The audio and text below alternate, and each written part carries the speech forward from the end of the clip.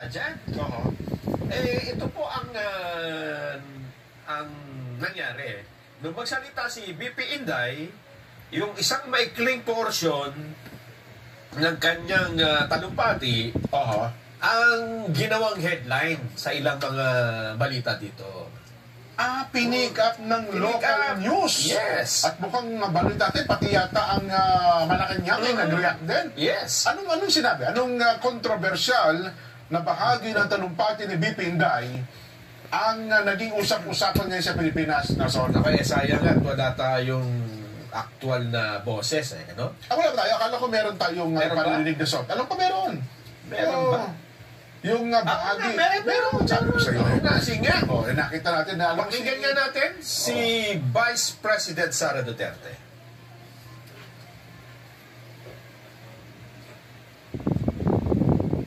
Battery pa. Medyo Hintay natin. loading pa. Loading.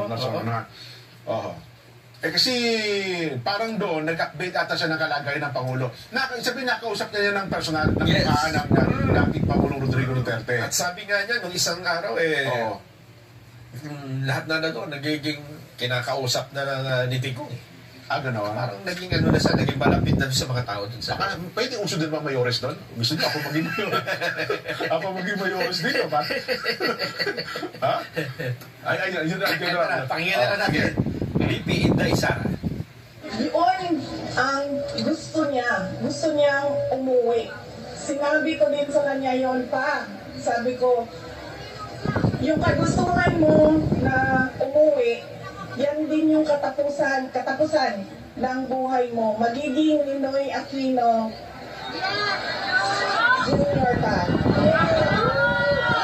At sinabi niya sa akin, sabi niya, kung ganyan ang kapalaran ko, then so be it. Basta lang mauwi ako sa Pilipinas. Ayun.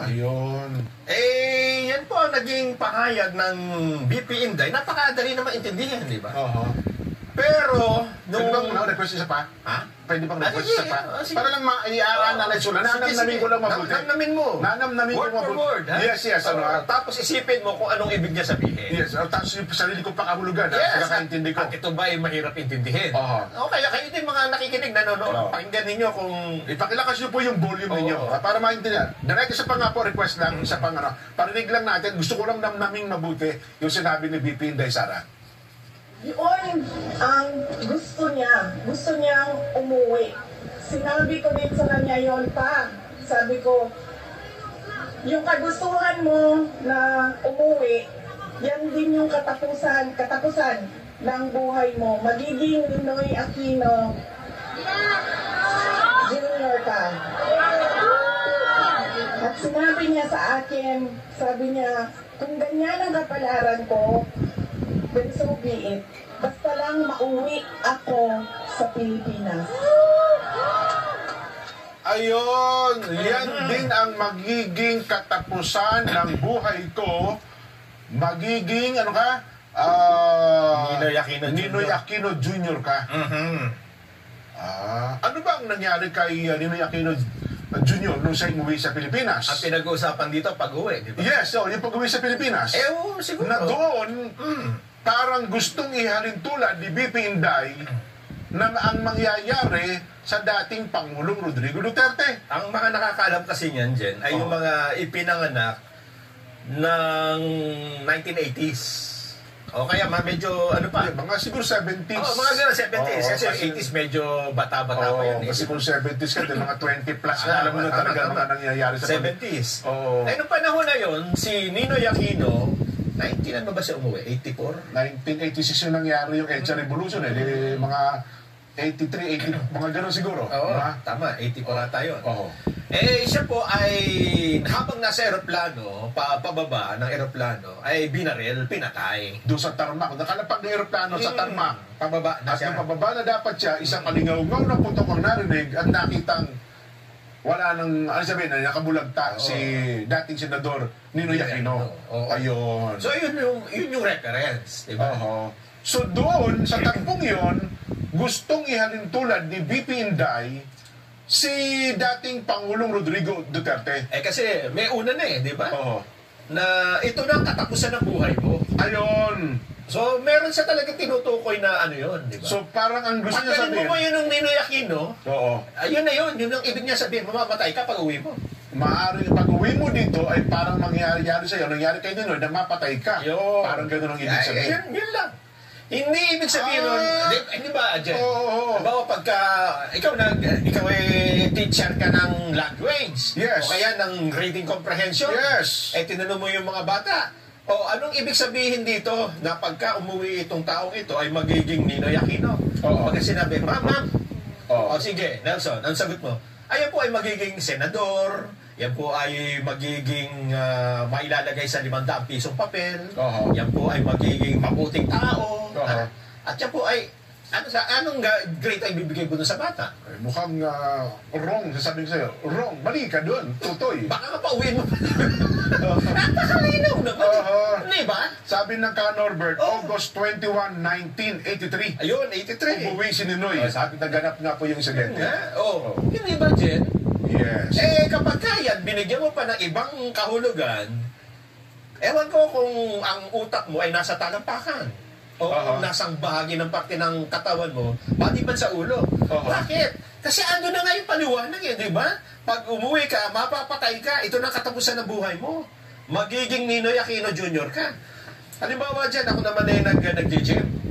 Nagpapaganda ako ng katawan. Oo naman, oo. Sabi mo, bakit ka nagaganyan? Siguro, tinanong mo. Gusto ko kasing maging Piolo Pascual. Ang ibig ko bang sabihin doon na magiging artista ako? Ay, hindi. Ako yung tatangkad? Hindi. Ako yung magiging gwapo? Kahit gwapo na ako?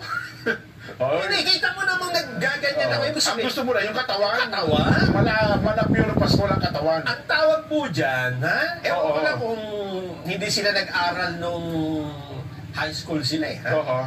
Ang tawag po dyan, yan ay ilang example na figure of speech. Ayun. Pwedeng analogy at pwedeng allusion. Ibig sabihin, ikinukumpara mo ang isang parte lang, hindi lahat ng isang pangyayari dun sa isang tao. Hindi ba? Ay, teka lang, Nelson.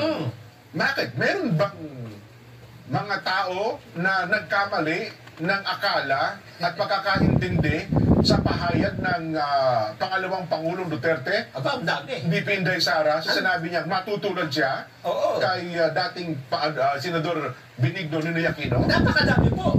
Hindi lang yun. Ito yung mga taong kinikilala ng lipunan. Nakapag-aral. Yung iba, mga abogado pa. Yung iba may mga honors pa sa mga paaralan ng kanilang pinagtapusan. May bigyan mo ko ng halimbawa dyan, Nelson. Pero ang inakala nila ay Oo. pag umuwi si Duterte sa Pilipinas, siya ay magiging senador. Siya ay magiging statesman. Magiging tatay ni Chris Siya ay Aquino. magiging tatay ni Chris Aquino. Mali naman na tayo. Hindi ba? Ganun ba? Apakamali. Ang topic nga doon, yung pagkamatay na. Ayun. Mamamatay ka, tanggalin mo na yung Ninoy Aquino. Yun lang ang gusto niya sabihin. Posibleng mapatay o maaaring ganun ang mangyari sa'yo. Sino Ang halimbawa? Ayan. Sino yan? Sige nga. Sino ba halimbawa ng... Nagkaroon ng maling pagkaunawa. Oo. Masasabi na bagay nating iba. Hindi na sa mali, kundi iba ang kanyang pagkaunawa Kaysa doon sa talagang... gustong sabihin ni BP Inday. Parang reading comprehension nga. Yes. Tingnan natin. Sino ang may halimbawa? Sino ang halimbawa nito? Sige nga. Pakinggan ho natin ang kanilang paliwanag. Nahahalintulad ba ni VP Sara ang kanyang ama kaya sa yumaong Ninoy Aquino? Parang hindi po natin nadinig noon na inahilintulad ni dating Pangulong Duterte ang sarili niya kay Ninoy, kung hindi kay Hitler. Meron po siyang sinabi mismo, sinabi pa niya dito, and I quote, Hitler massacred 3 million, actually it's supposed to be 6 million Jews.